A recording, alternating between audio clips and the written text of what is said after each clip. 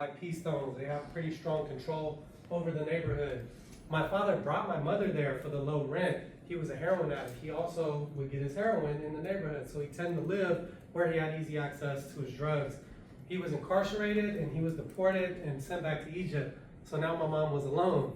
So when the riots unfolded, my mom was a little scared. She had her 2 little kids in this apartment. They burned down a lot of stores. And it's not only the folks in the community who burned down stores and robbed, but what led up to that was police instigated violence. The police, if they would have went through this criminology class, hopefully wouldn't have decided to just beat Mr. Rodney King. And for a long time in Los Angeles and throughout the country, folks would be beaten by the police, but it wouldn't be filmed. So it was kind of expected from the community, and this one just happened to be filmed. So it created a bigger public fireball, like an uprising and a storm. So that's where you get the riot.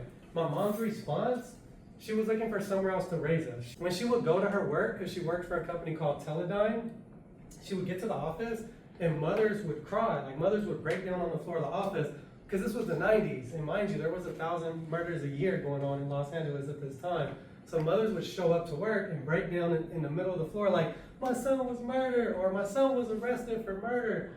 So these were traumatic things my mom was hearing, and then she's like, all right, my little boy, I don't want him to experience that. My sister's 5 years older than me, she didn't want her to experience that. So she found a house, which a lot of families do, in Riverside County in a city called Paris. We get arrested, this is the year 2004. At this time, there's 2 laws in place that impacted me. The felony murder rule, which means if you're a part of an inherently dangerous felony and someone dies as a result, you're responsible. So that meant under the law, legally, I was responsible for a first-degree murder because the homeowner had died.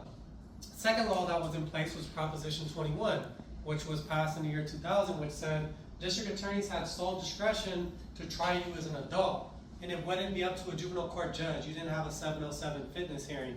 You just would go straight to an adult court if the district attorney said you were fit for adult court because you weren't fit for juvenile court. Those are the 2 things I ran into immediately.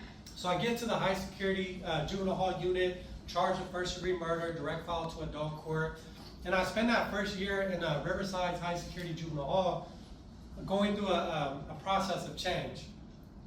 Initially, when I go in, I'm crying every night, I'm sad, I want to be with my mom, I never get to see her. I'm also thinking about I want to smoke weed, but there's no weed in here for me to smoke. And another thing happened, which was ironic. Some of us listen to music, and I used to listen to music every day, and I didn't realize it was like medicine for me. But then when the music was gone, all you have is your reality, right? So I have no drugs, I have no music, just a cold, hard cell. It's like a little bathroom. There was a lot of crying, a lot of tears. I didn't let anybody else see me crying. I would pull the blanket over my head so I couldn't see it. But it was wild how you could revert back to a little boy or a little kid because you're in the community and you think you're an adult, you're acting like an adult, you're doing adult things, but then you get removed from all of the stimuli, the peers, the peer pressure, again, drugs and music, and now you're just a little kid. You're back to your biological state of being a little boy. So that's where I find myself in juvenile hall.